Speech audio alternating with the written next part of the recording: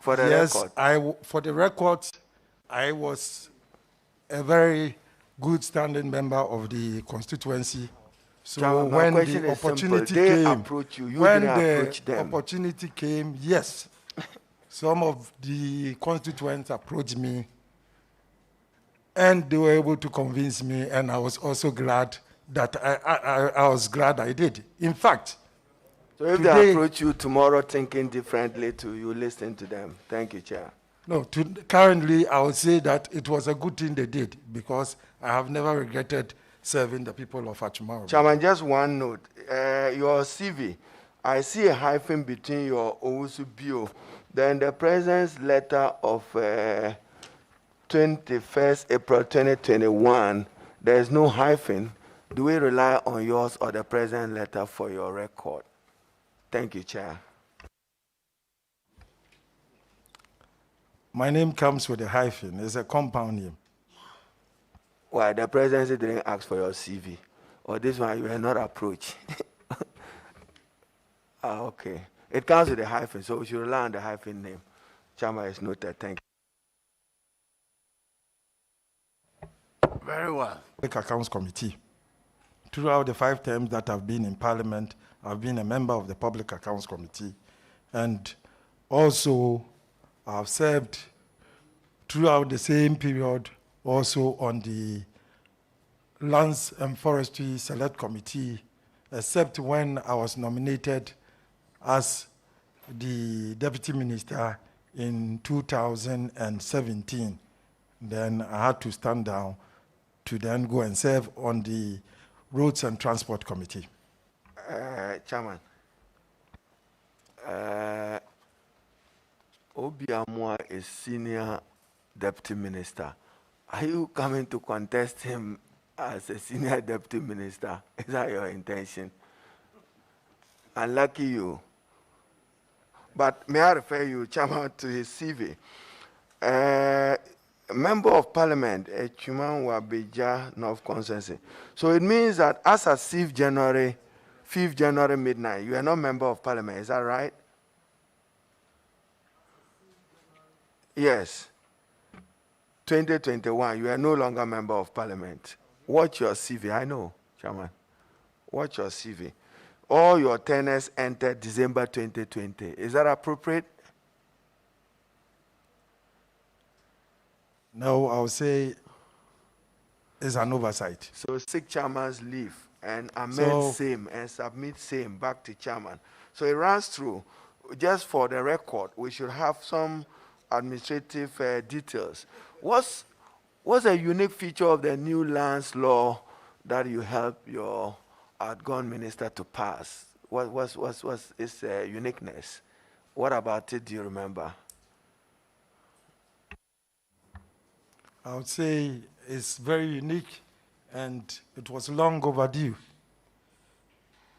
The good thing is that for years back, we were grappling with so many different laws in terms of land administration in Ghana.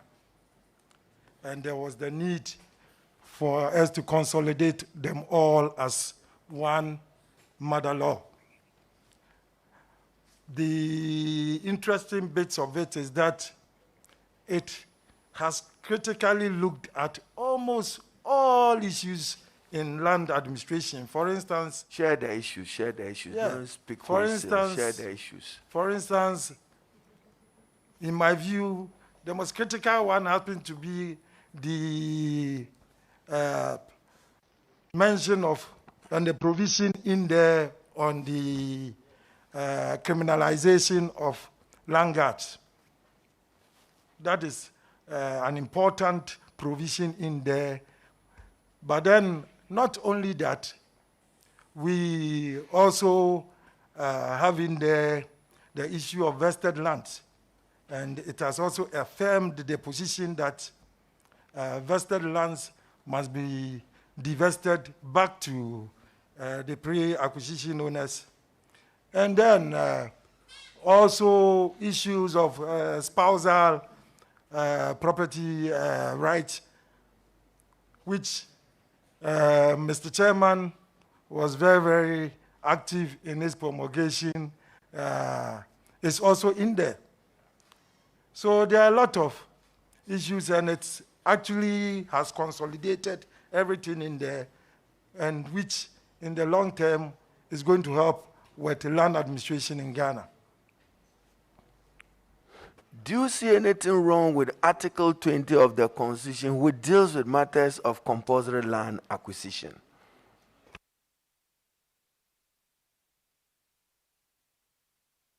Worked with the ministry all these years. I just want you to share your view, whether something needs to be done about it to improve it.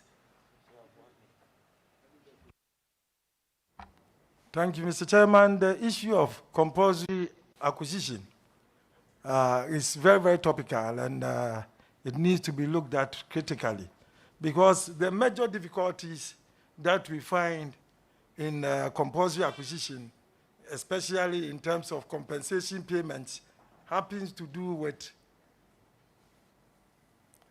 becomes a big issue because quite often most of our schools and clans and family lands are always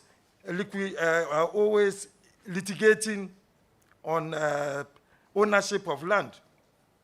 At the same time, when it comes to compensation, we are aware that governments also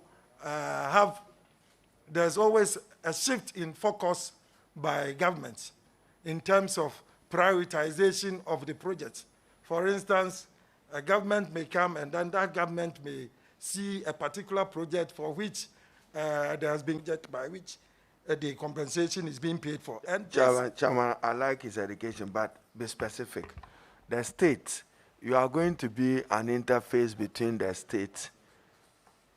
You are going to be an interface between the state relating to traditional authorities of chiefs who have vested interest in lands, some of whom are holding their interest in trust for their people.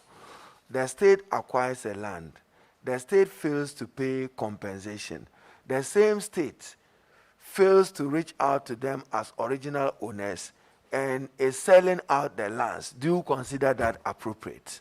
And what will you do if you acquired, for which compensation have been paid or not paid, but which along the way some are granted out for different purposes or for different use? Mr. Chairman, I would say it depends on the particular reason for which there's been a change of use. Because I would add that almost invariably, every use, so far as it's for public use, is important. Today, the state may need a particular land for the use as an airport. But then, as we move on, that use may no more be necessary, and as such, the state can change the use into a school so far as it's for public usage. And even if it's sold, even if it's transferred to an independent party, so far as that person is going to put up an accommodation unit on it, we must understand that that accommodation unit, provision of accommodation or residential houses, is also the duty of the state. And so far as Chairman, that's why I have we are not to disagree. It's purpose of vetting. But you see, if you allow the chief to sell directly to the private owner, the chief is better off. You are coming in with the state authority, take the land from the chief, go and sell it as if you are a profit-making entity. Do you consider that appropriate? That's my question. The state. That's why you have Ghana chiefs, Ghana youths expressing disquiet about the way some of the lands are being given out. And Chairman, in my own constituency now, Tamale, the timber market, and I would encourage you and your minister to pay a visit just around Abu Market in Tamale, where timber dealers have their livelihood. They wake up one day and they are told that there is a consideration that they have to move. Move to where? When you want to affect livelihoods, you must provide alternative for them. But generally, is that the purpose for which the land was acquired? Is it within the landlord? Public good, then the law allows that to happen. But my view will be that so far as compensation has been paid, then the state can use it. Where compensation has but not where been paid? compensation has not been paid, then in doing that, the consideration of the Alodia owners must also be factored in. Chairman, Deputy Minister for Lands and Forestry, burning of excavators, is it lawful? And which section of the law you want to quote for my purpose this morning? You'll be Minister, you'll be advising the President on some of these matters. You know a law which allows for the burning of excavators in Ghana? Thank you, Mr. Chairman. Mr. Chairman, with your permission, I would like to quote from the Constitution.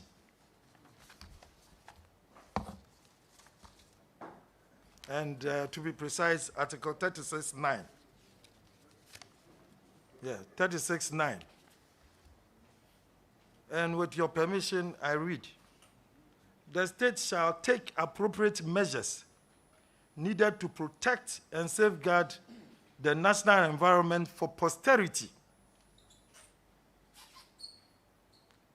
And I'll emphasize, appropriate measures needed to protect and safeguard the national environment for posterity. Appropriate measures include burning. It says appropriate measures. I say appropriate measures. Does that include burning? I haven't seen the word burning anywhere in the 1992 Constitution. So your definition of appropriate measures. Appropriate can include. Okay, in such a circumstance, we are in extraordinary circumstances. And extraordinary circumstances call for extraordinary measures. And burning is extraordinary measure. It is extraordinary measure. Are you aware that in quoting the Constitution, you are to do so in accord with the Constitution and the laws of Ghana? What you just quoted is to be done in accordance with the Constitution.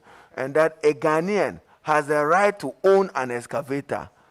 And before you have the right to burn it, you must do so in accordance with law. You, Mr. Chairman. Mr. Chairman, I would also want to quote from the Local Governance Act. Somebody engages in illegal mining, the state confiscates. That is the law. Yes, and I remember we did that amendment to the law in 2015, thereabout, where we gave the state the power to confiscate. That does not require a court order. So once you are caught or it's identified that you are using this machine for this purpose, it is seized, and same becomes the property of the state. This is the law. Yes, but then, that is the law. Let's leave it there. Yes, you are quoting something. You proceed. And Chairman, to remind the Deputy Leader that confiscation is not synonymous to burning. Yes, Mr. you are Chairman, quoting the Local Governance Mr. Act. Chairman, I would want to proceed by explaining a little bit on what the leader just said. Yes, the law says when you come across an excavator being used illegally, you must confiscate it. Yes, and then take it to the nearest police station and go to court, all that. There are processes. But in the current circumstances, for instance, the Operation Halt personnel get to the river, close to the river body, and then they get to the forest reserve, and these machines that they come across have already been immobilized by the perpetrators of the acts, whether the owners or the operators who are using it. And they get there and find nobody on the site.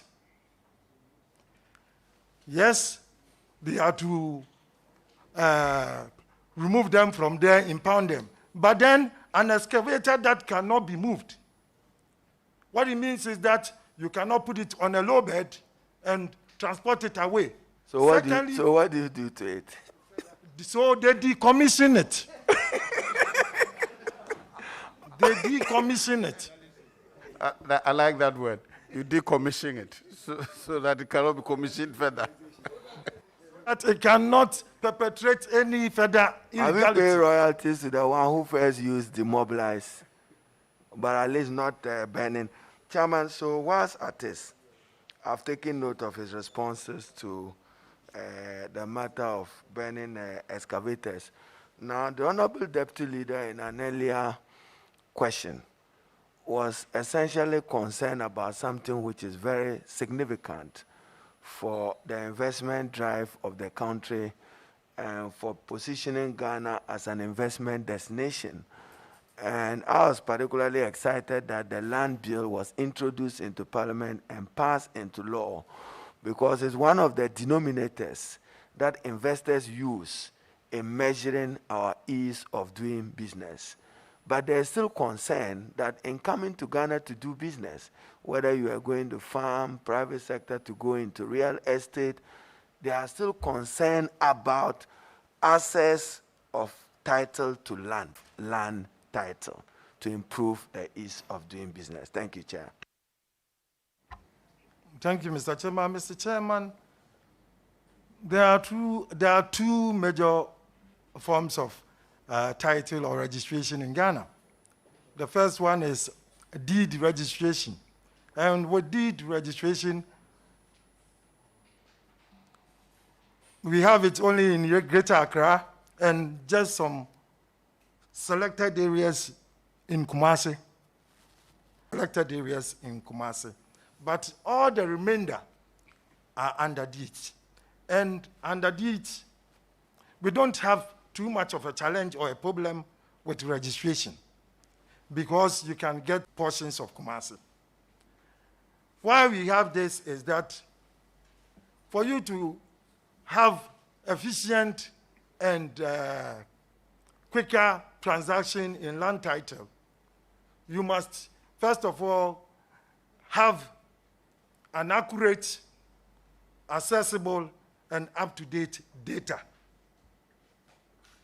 As we speak now, efforts have been made through the land administration project so that we can get to that point. But what we've done previously is not very enough. So currently still in the manual form. Secondly, we also have available to the Lands Commission very old maps, very old topographical maps. That is what they're using, as old as 1974. But Mr. Chairman, you and I know that even today, a Google map description of an area tomorrow will not be the same. So if you have old maps dating far back as 1974, then it becomes difficult for you to be able to use them to enhance and deliver title as fast as possible. So as we speak now, I have information from the ministry that they are working to ensure that very soon they will be able to digitize the documentations, all the documents at the... I'm sorry, when you say they, you are going there as Deputy Minister. When you say they, who are you referring to? When ministry. I get your nod, I will join them.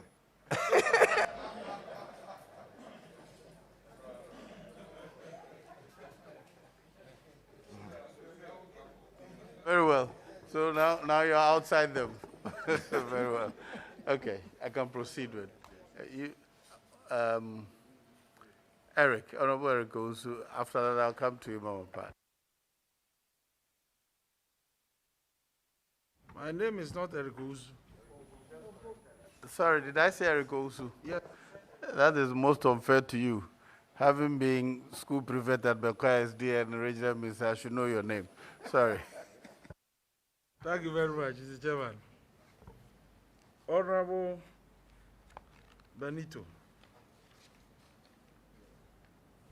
can you brief this committee the status of the afforestation projects that your ministry started when you were the deputy minister?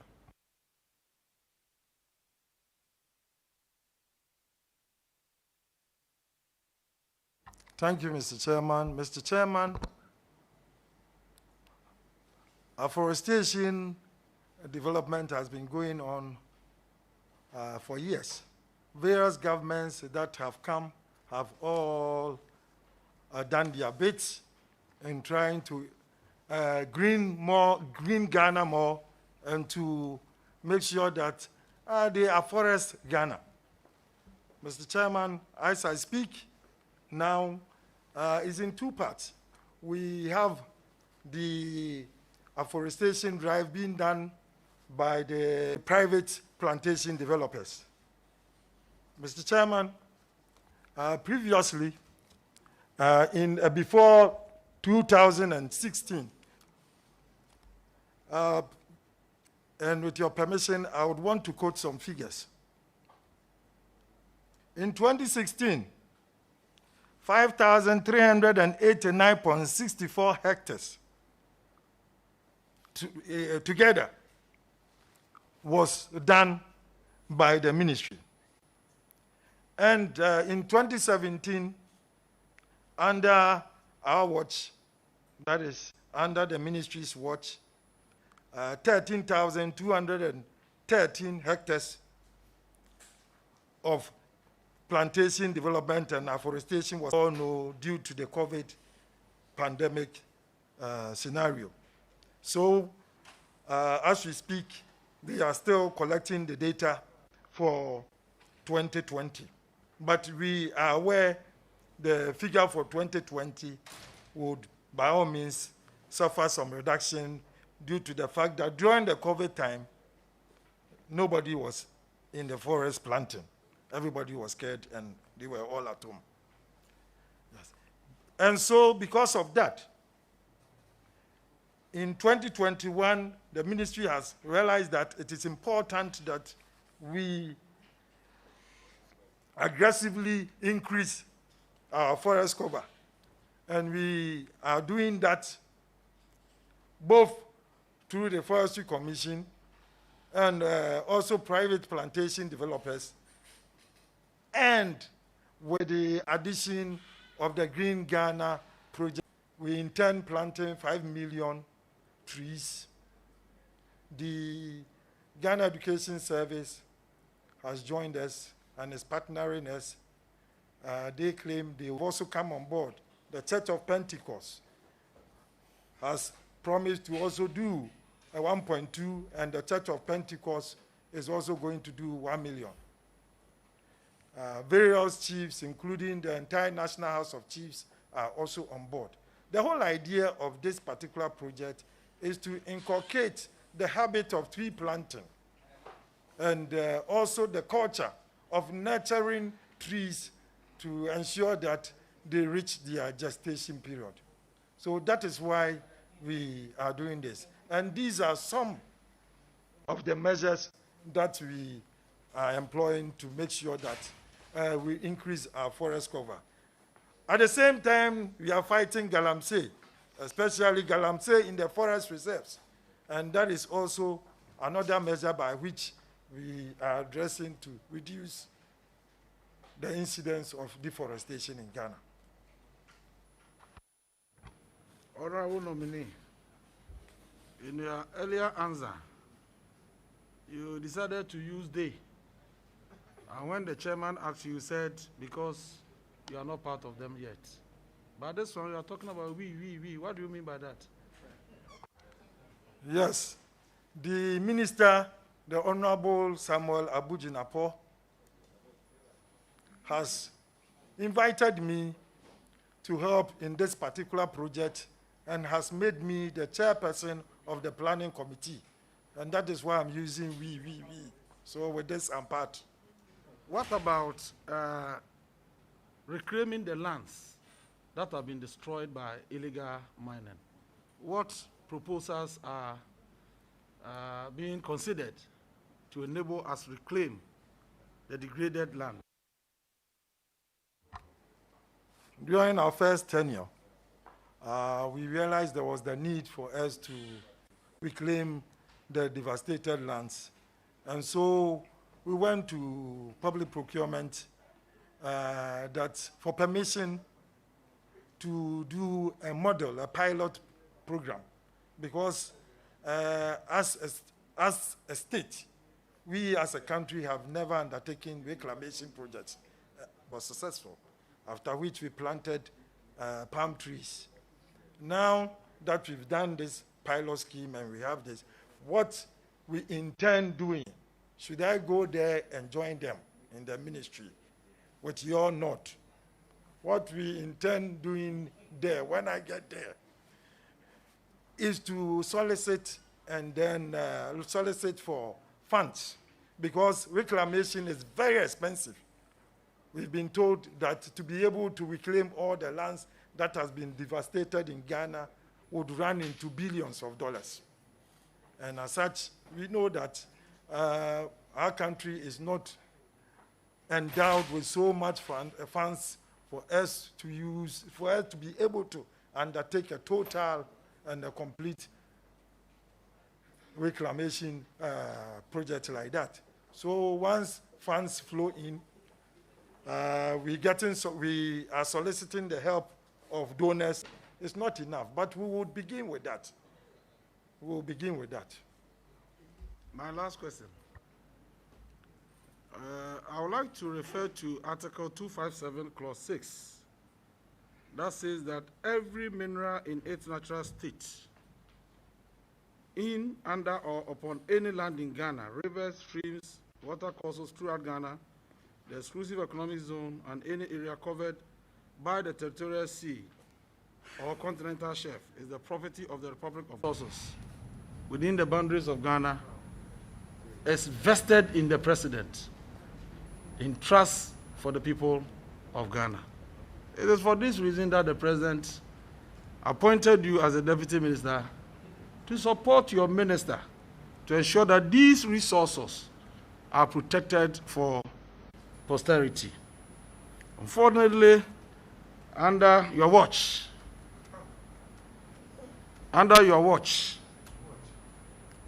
these resources have been destroyed to levels unknown to the history of this country. What different can you offer to ensure that these resources are well protected for the upcoming generation, so that the President can be credited for having discharged this duty very well? Thank you, Mr. Chairman. Mr. Chairman, under our watch, yes, there has been some devastation before. But before then, it was what there was. We came to meet a scenario where, when you drove from Kumasi, that is Anyankwanta Junction, to Bodie in the western region, both left and right of the road, within 100 meters, you will meet or see an excavator just digging. That is what we came to meet. And so our first fight or first measures against illegal mining came to arrest that particular and came to address that issue. We placed the ban for over 1 year on illegal, on even mining in Ghana. That is small-scale mining in Ghana. The ban was placed, and for 1 year, nobody was mining. After that, the President set up the Ministerial Mining Committee, and that helped with coordination between all the various ministries that have something to do and a role to play in mining. We also moved on to the training of some of these illegal miners. We trained them in good practices and responsible mining. Chairman, sorry, you train illegal miners in good practice? Yes, some of the galamseyers, yes, we train them in good practices and responsible mining at University of Mines in Takwa. Then we wrote on the community mining schemes. 20 schemes was introduced. Mr. Chairman, he just said University of Mines. Do we still have University of Mines? It's Mines and Technology in Takwa, now named Power Grant University. So, yeah, we did a training, we did the community mining schemes, and then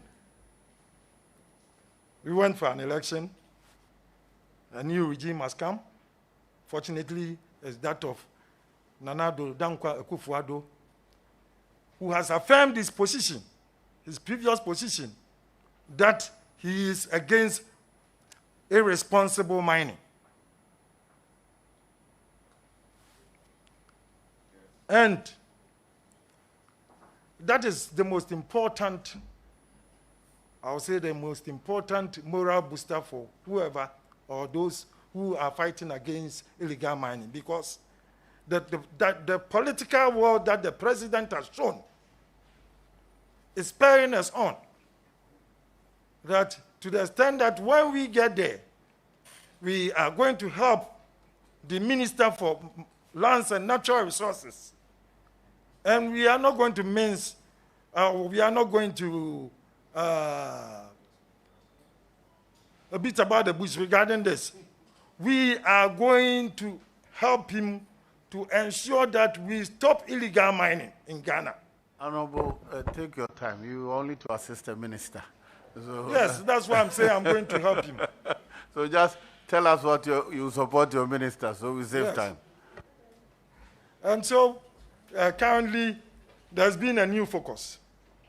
The current focus is that we've designated two red zones, and that is the forest reserves and the river bodies and water bodies.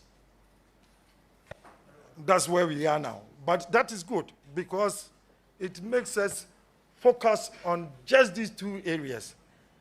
And then you don't fight the entire illegality on all fronts.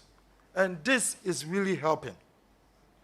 As we speak now, the Minerals Commission has just deployed and distributed some equipment that is going to, in future, and also those who are working legally, is going to help them to mine without the usage of mercury and other dangerous chemicals. Thank you very much. Yes, Honorable Patricia Page. Thank you, Mr. Chair. Thank you, Mr. Chair. Congratulations, Honorable Benito, for your re-nomination as the Deputy Minister for Lands and Natural Resources. Honorable nominee, your minister, when he attended to this House, acknowledged that Ghana has enough commercial deposits of salts in addition to other minerals, which he believes should be exploited to the benefit of our citizens, and promised us that he would develop a robust salt mining industry to maximize its economic potential. Honorable nominee, do you share his view? And if yes, how are you going to assist him to achieve his promise? Thank you. Thank you, Mr. Chairman. Yes, the minister said that, and it's true that we are endowed with a lot of salt deposits. I've been informed by the ministry that as we speak now, the minister has set up a committee Development Authority, GIADEC, and also the Iron and Steel Development Authority, because we should have a focus on it so that we can unearth the potential of salt in Ghana. So I am going there to support him to be able to achieve that. All right, thank you very much, Mr. Chairman. The growth of bamboo and rattan is one of the ways to ensure that we can also maximize our economic value as a country. If given the nod, how do you intend to assist the minister to enhance this growth and also create awareness within the agriculture sector or forestry sector so that we'll have a sizable number of our people indulging in that? Thank you, Mr. Chairman. Mr. Chairman, the growth of the bamboo industry in Ghana is very dear to my heart. I am a lover of bamboo, and I feel that it is important that, yes, I feel that it is important that Come on. emphasis is placed Bamboo is on- dear to your heart, and your wife is dear to what? I am a lover of it. Yes, you are, yes, okay. I am a lover of bamboo. I love bamboo because of its uses. There are over 1,000 plus uses for bamboo. And there are so many varieties of bamboo. So, fortunately, during the last tenure, when I was made the deputy minister, I happened to attend a conference in China where at that time I was the vice chairperson for the International Association of Bamboo Society, which we call IMBA. But that was my last chairing, and after which an election was held. But the most important thing was that it actually opened my eyes for me to understand how China, as a country, is benefiting from bamboo. China earns over $60 billion from bamboo. The economy of the province of Hangzhou is all based on bamboo.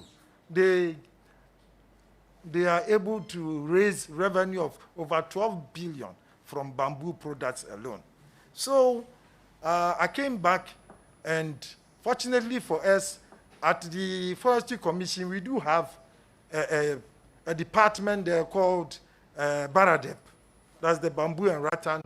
And bringing into Ghana some of the various varieties of bamboo that we don't have here, but which we think will help us. For instance, Honorable Nominee, you may be brief. You are only assisting your minister. Yes, so you may be brief. Because your colleagues are anxious and members want to have lunch. Yeah.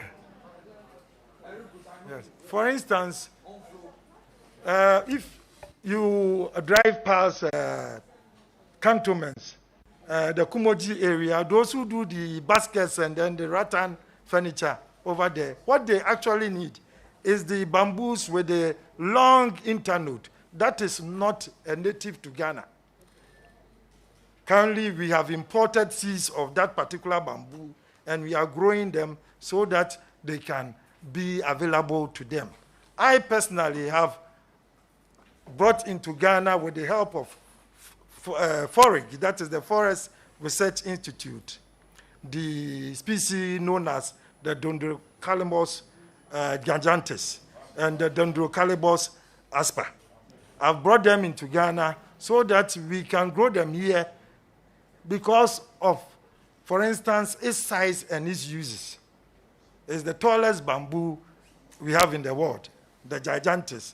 And the president will be planting one at the Jubilee House on June 11th. We'll bring in one seed for him to plant there for everybody to see, because it's very interesting to see how big and tall it is. It grows to a height of 40 to 50 meters high. Thank you. Thank you. Honorable Chair, I'd like to know from the nominee, how does bamboo address the issue of climate change? Thank you. Thank you, Mr. Chairman. Mr. Chairman, bamboo is an alternative wood product. It can be used as an alternative. And as such, if we had more bamboo here and then we introduce its usage to Ghanaians, it will help reduce the cutting and the poles for that. But currently, we are using bamboo props. And this has to be encouraged. By so doing, we don't place more burden on our forest resources. Also, bamboo is a grass. It grows fast. Mr. Speaker, it's the only plant that you can watch it and see it growing. Bamboo is the only plant that you can see it in that form. And as such, because it grows faster, at 5 years, you can harvest it. And so, bamboo can help to serve as an alternative wood product for most of our wood uses. And also, currently it's expensive. There are a lot of people who are making a lot of revenue out of bamboo. A pole in Accra at Moose cost around 3 cedis. And one calm, that is one plant of bamboo with all its various stands, you can get over between 50 to 100 calms. So if you plant one and you have that 50 to you can, when you harvest, you can break it into about 3 parts. So that will give you 150. 150 by 3 cedis, that is 450 cedis from one bamboo shoot. So it's important that we encourage even our youth for some of them to go into bamboo production. Yes, Nilante Vanderpool. Thank you very much, Honorable Chairman. I want to take you back to the vexatious issue of mining. And I want to ask, who is a galamsey, who is a small-scale miner, and who is a licensed miner, and what makes any of these people illegal miners?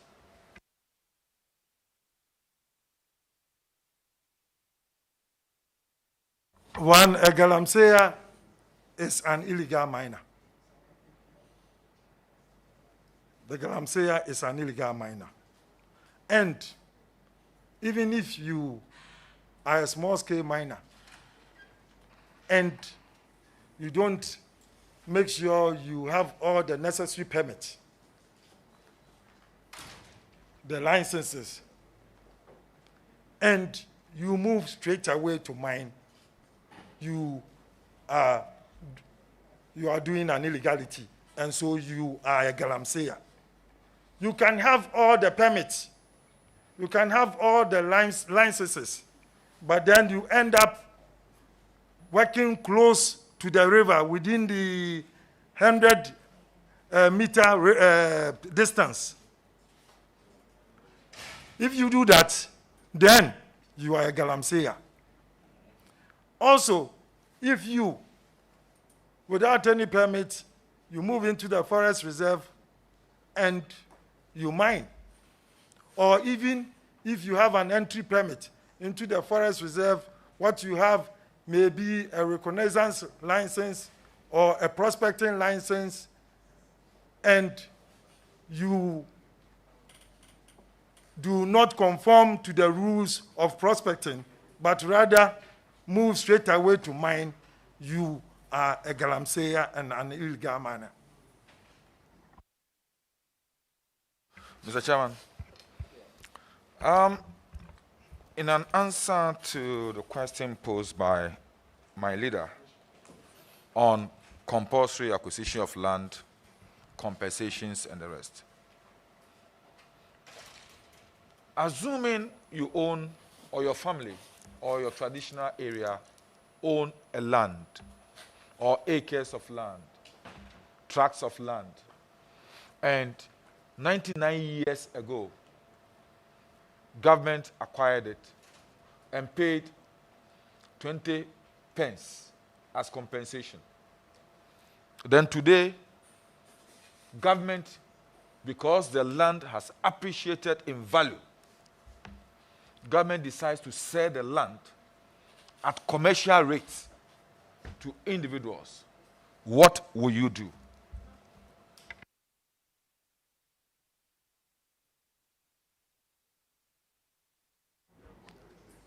Thank you, Mr. Chairman. Mr. Chairman, the figure the honorable member quoted 99 years ago, maybe today that figure we can say is not of value. But then, £1, 99 years ago, its value can be worth, let's say, $1 million. And that is what we must put our mind to. Yes, compensation has been paid. If you feel aggrieved that there's going to be a change in use, yes, why not? You can petition. We've had several instances like that. And the ministry will look at it based on its merits. In certain circumstances, yes, the allodial owners have been considered. Was adopted. What has happened? That all of a sudden, government is reneging on that principle, which has resulted in tension, clashes between the indigenous people of La and government agencies. Thank you, Mr. Chairman. Mr. Chairman, I would say that the current tension was due to the fact that there was some bit of misunderstanding on the previous arrangement or the stage of discussion that they reached. The Honorable Minister for Lands and Natural Resources, when these issues started happening recently, invited me to the ministry because he wanted to know from me the position that the ministry took. Yes, there were records of all meetings that were held at the ministry. And we went through that with the La Traditional Council also at the table. And we all agreed that, yes, we did not come to a finality. And so there was need for more discussion. As we speak now, the minister has made me to chair that particular committee that is handling the issue. If you can cast your mind back, after the disturbances, and then now there's calm on the front. There's calm. There is no noise going on. Why? Because we are meeting them. There's no protest on. So the protests have stalled. The military and the La Traditional Council, together with the ministry and Lands Commission, are still at the table. We visited the site in contention. Surveyors have surveyed there. The military have shown us what they are doing there. And soon, a complete report will come out. And I know it will be acceptable to all parties. My last two. Mr. Nominee, it looks like all of us for now, our attention is focused on Galamsey, Galamsey, Galamsey. But if you should pay a visit to places like, okay, let me say the coastal regions and Ghana South, Ghana West, you will observe that sand winning is another dangerous abuse of our lands. It's causing a lot of tidal waves on the coastal part of the country. what will you do to assist your minister to also have a focus on sand winning in order not for us to wait as a country for it to become a menace like the Galamsey before we start fighting this illegal activity? Thank you, Mr. Chairman. Mr. Chairman, the member is right. Sand winning is also as devastating enough as Galamsey. And if you look at the peri-urban areas, it's actually causing a lot of havoc. It's on record that currently in some parts of Volta region, sand is smuggled across the border into Togo for sale. And if we are not careful in addressing this particular issue, we will get to a point when our coastline and our other landscape will be destroyed entirely. With your permission and your nod, when I get there, I am going to assist my minister. My minister's attention has been drawn to this particular issue. We need to tackle it just as we are tackling Galamsey. Those who are involved, what they are doing is an illegality. But then the minister informed me that he has realized the need for us as a nation, or even the ministry and the Minerals Commission, to decentralize the issuance of permits for sand winning to the district assemblies, not the district assembly, but to the district level, where we have district mining offices. Because there are some of them who don't even know that they need a permit to win land, to win sand.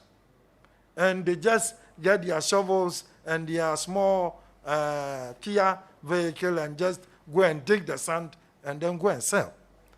We need to educate them for them to understand the havoc that they are causing. Also, landowners and chiefs will also be brought on board so that they too will know the harm that this is causing. When you take the topsoil, the sand winning, they take the topsoil. When you remove the topsoil, at the end of the day, the land can no more be used for agricultural purposes. And that is a harm. Thank you, Mr. Chairman. Very well. Is anybody here? No. I'll take one last. Oh, Honorable Obama. Very well. After that, I'll take one last year and then we'll bring this one to. Chairman, I have only one question. And I want to congratulate my brother on his appointment. He's a very senior colleague in Parliament. And I just want to ask him, he was at the forefront of the passage of the Lands Act. Actually, he did a yeoman's job with Honorable Adabo. I want to find out whether you've identified some challenges or you can envisage some challenges with the implementation of that beautiful legislation, the Lands Act. Whether you got the question right. I do. Chairman, that's my only question. Thank you. I do.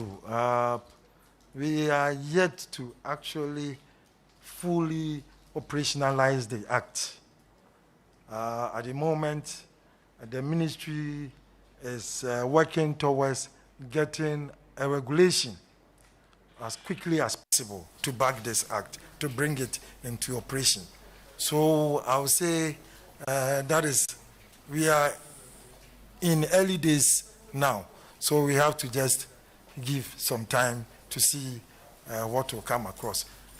We have started receiving some petitions, not just petitions, but some memos and memoranda. Right. Congratulations. Thank you. Honorable Minister, Deputy Minister Designate, this thing about a law is not fully enforced, I disagree with you, and for the record, once the President assigns it to it, it is enforced.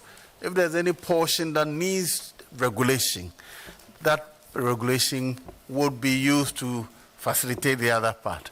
But for now, if you procure land and you don't state that it is for you and not you and your spouse, it will be assumed that it's for you and your spouse. So that part is always interesting to me. Thank you for the correction. Yes. Thank you very much, Mr. Chairman.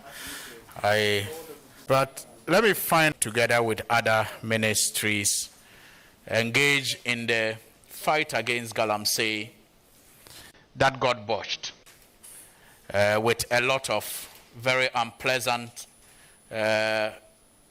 things happening with regard to the fight.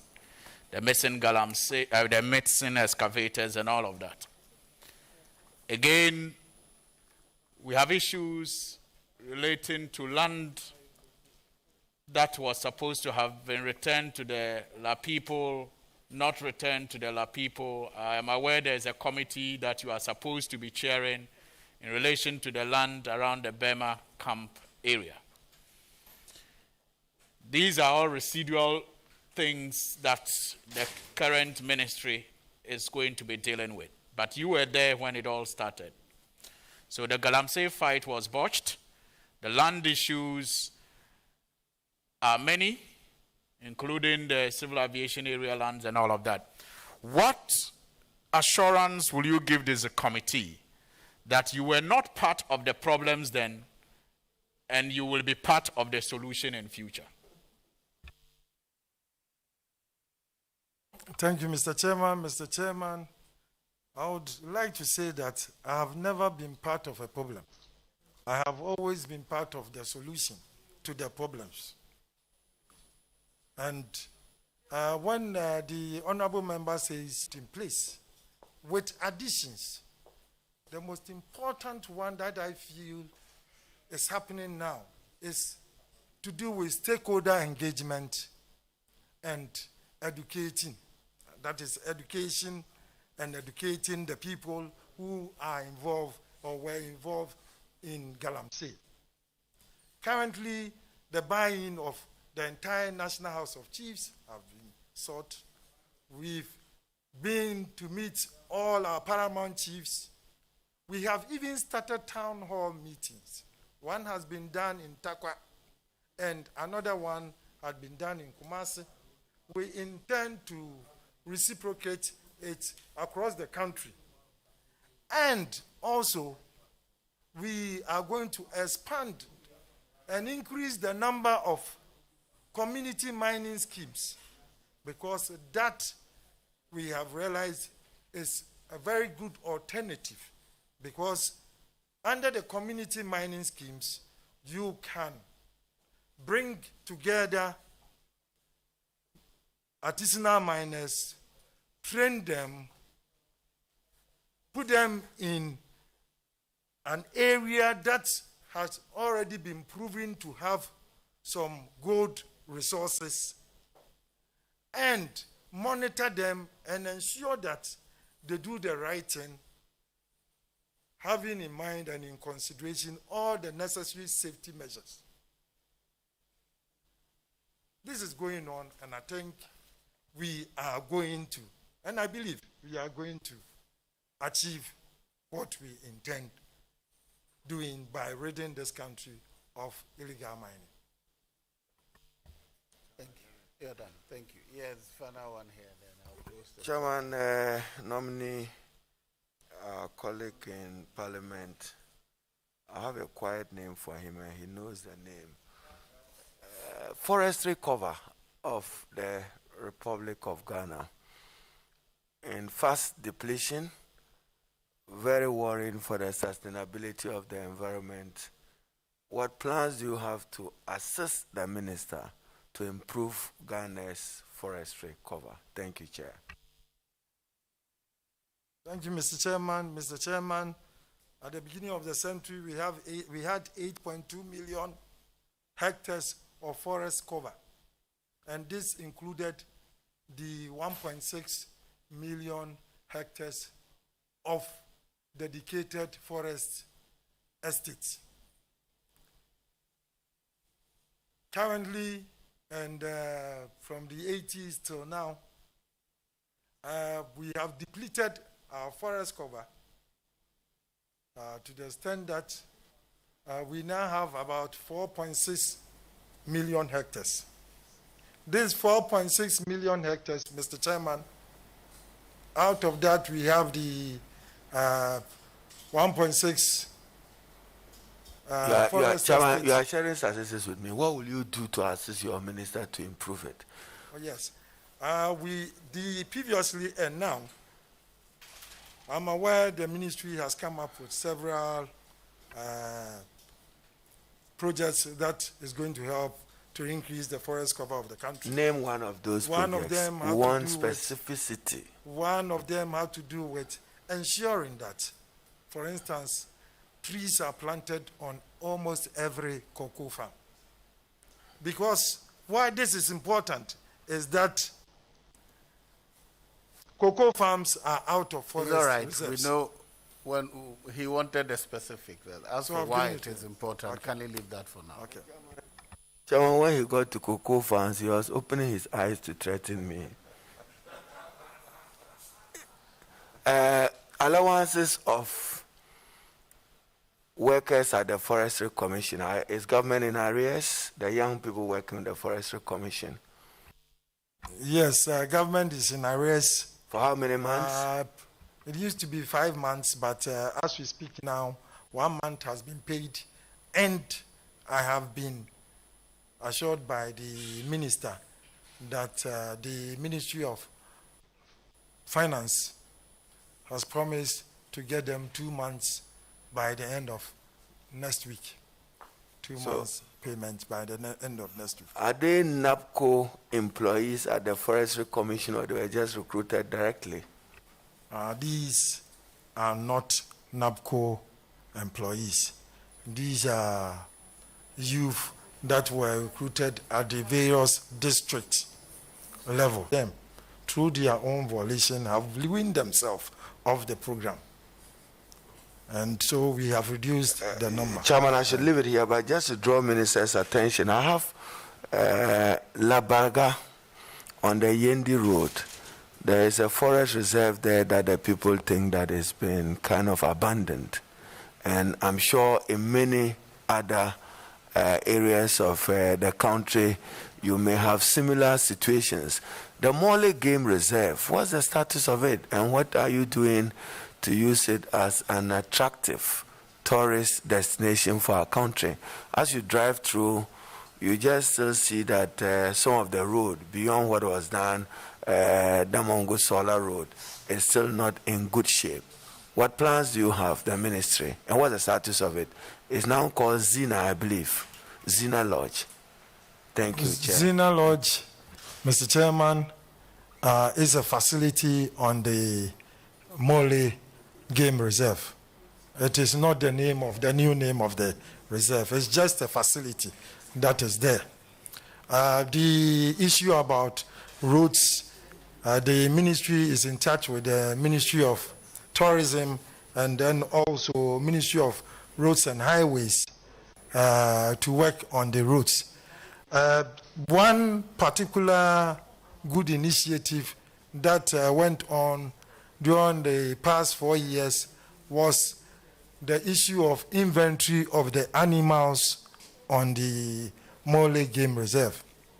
It was important because in trying to sell the reserve outside the shores of Ghana, we had to, first of all, know the number of animals there and the species of animals be accepted as a UN heritage reserve.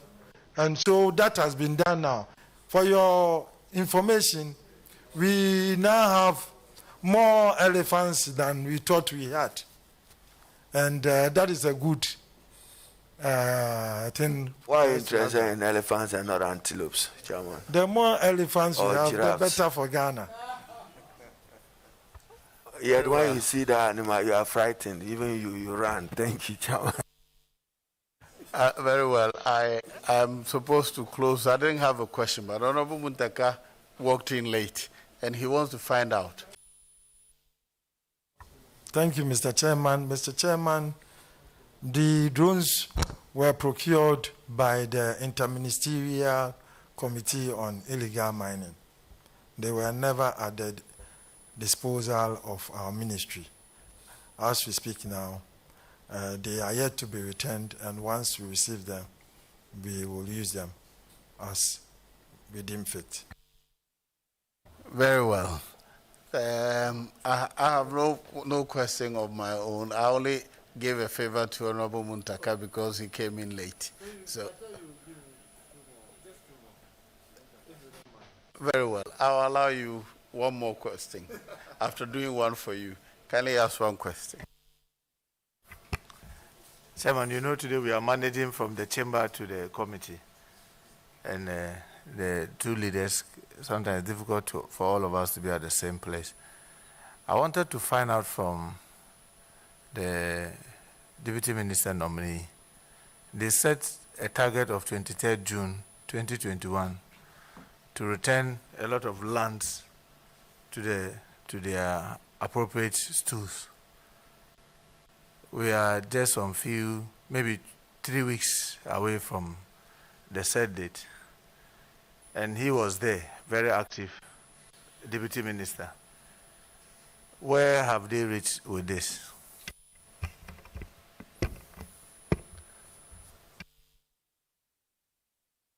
Thank you, Mr. Chairman. Mr. Chairman, we did not set the date that the honorable member is talking about. But then, you know, the New Lands Act, what it said was that 6 months after coming into being of this act, the Lands Commission will take steps to recommend through the minister to the president for the divesting of some vested lands in the north and other parts of Ghana. So the process is ongoing. What the act said was that steps must be taken. As we sit here now, those steps are ongoing. I have been informed by the minister.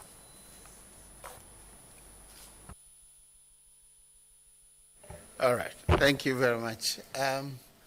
Honorable Benito Zubio, we thank you for attending upon the House to answer questions. You'll hear from us later. For now, you're discharged. Thank you for coming to support your son. Mr. Chairman, can I acknowledge them? We have stopped doing that, but because she's a member of the Council of State, I gave her the honor. Please, don't extend it for me. Thank you. You are saying my wife. That's not my wife. Chairman. That's my... Chairman, since he's interested in sitting there, can we continue the questioning?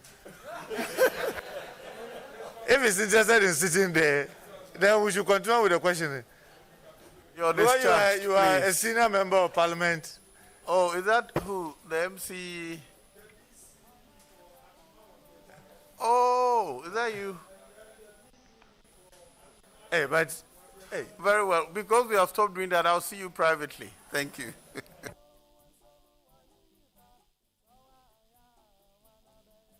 Discharge now. Kindly bring in Honorable Obiama.